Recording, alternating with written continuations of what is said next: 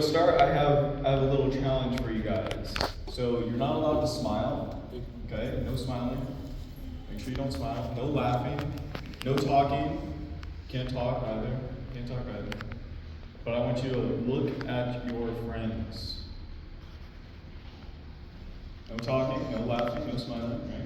You just gotta look. Just look at them. Look them in the eyes. And think, why are you friends with them? Okay, now look back here. Now look back here. Don't look at them too long. That's creepy. That's creepy. Look back up here. Okay. Okay. So why are you friends with your friends? Is it because they're the coolest kid in the school, so hanging out with them, you're kind of like cool number two? Is it because they're like the smartest kid in school, so if you hang out with them, they'll like do all your homework for you? Is it because they are the best at football or the best at basketball? So, if you're friends with them and you're on their team, then you win and they win, right? Now, I want you to think about God. God says He wants to be like a friend to us. So why do you choose to follow God? Is it because your parents follow God? Is it because your friends follow God? Is it because you like all the cool blessings He gives you, sunshine, a family, right? Or is it because you truly want to get to know God? Is it because you really love Him and you just want to be with Him? Basically, what are you after? Are you after the gifts or the giver? Are you after God or the things He gives you? Let's talk about Job for a minute. Job, he's this guy who lived a long time ago, a man from the East. He was a good guy, a really good guy. He loved God. He prayed every single day. He worshiped God. So God blessed him. God gave him lots of camels, lots of donkeys, lots of sheep. He was the richest guy in the whole land. Nobody was richer than him. Everybody looked up to him. But best of all, God gave him lots of kids, right? The joy of any parent's life. But what was Job after? Was he after the gifts, all his stuff, or the giver, God? Well, let's find out. One day, God had a big meeting in heaven with all the rulers of the different worlds in the universe. And so Satan came because he was the ruler of earth at the time. And he says, look at Job. He gets all these great things. He worships you every day. He loves you. But I think he only follows you. He only worships you because he's after the gifts. Because you give him all these things, that's the only reason he worships you. He's after the gifts and not the giver. So to prove to everyone that I'm right, to prove to the whole universe, let me take away all of the good things in his life. Let me take away all of his stuff. And then we'll really see what he's after, the gifts or the giver. So God agreed. God let him. So the next day, an enemy country invaded Job's territory and took away all of his donkeys. Now he has no donkeys.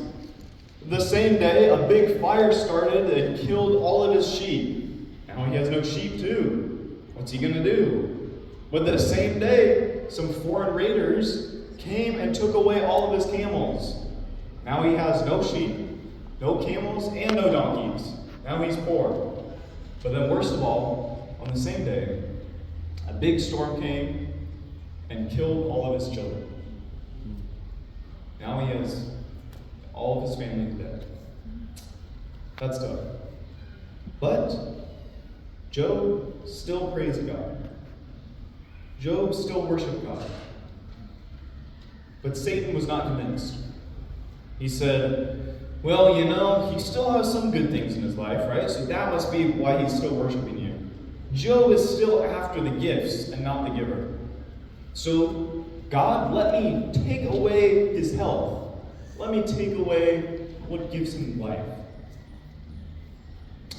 And God agreed. So the next day, Job got sores, painful sores and boils all over his body.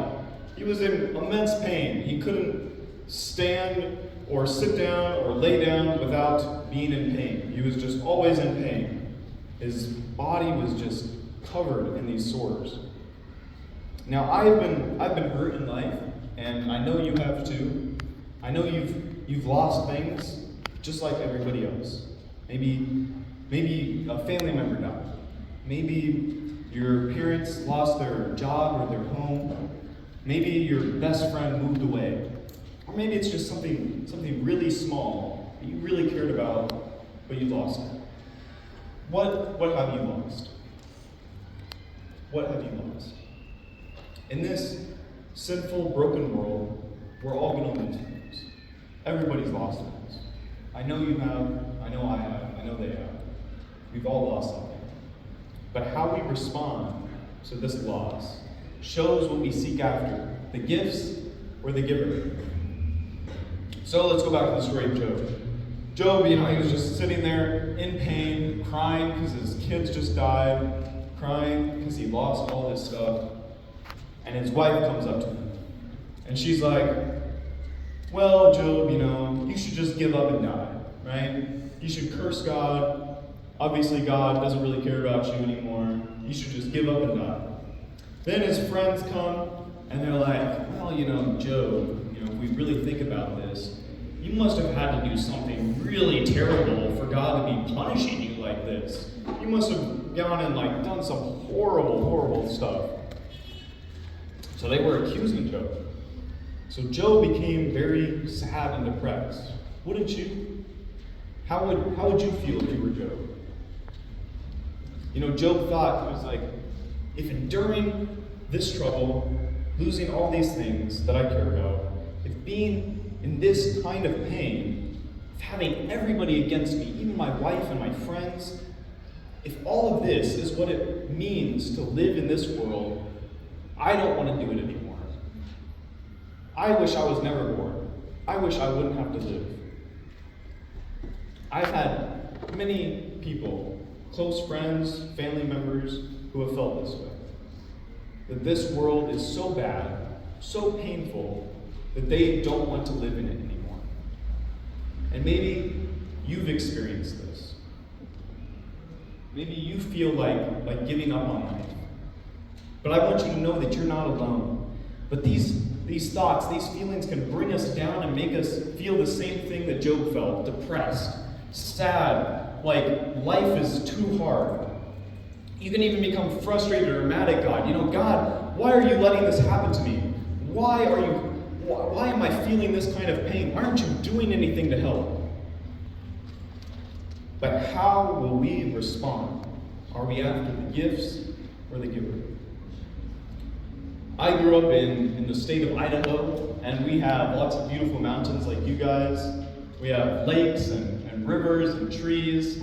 And so one of the fun things we like doing is called backpacking. It's a very, very interesting activity. Some people like it, some people don't. Basically, what it is you take a big backpack, like the one that guy has on his back. Kind of hard to see, but you take a big backpack, you put a bunch of water in it, you put a bunch of food in it, you put some clothes in it, you put a sleeping bag and a tent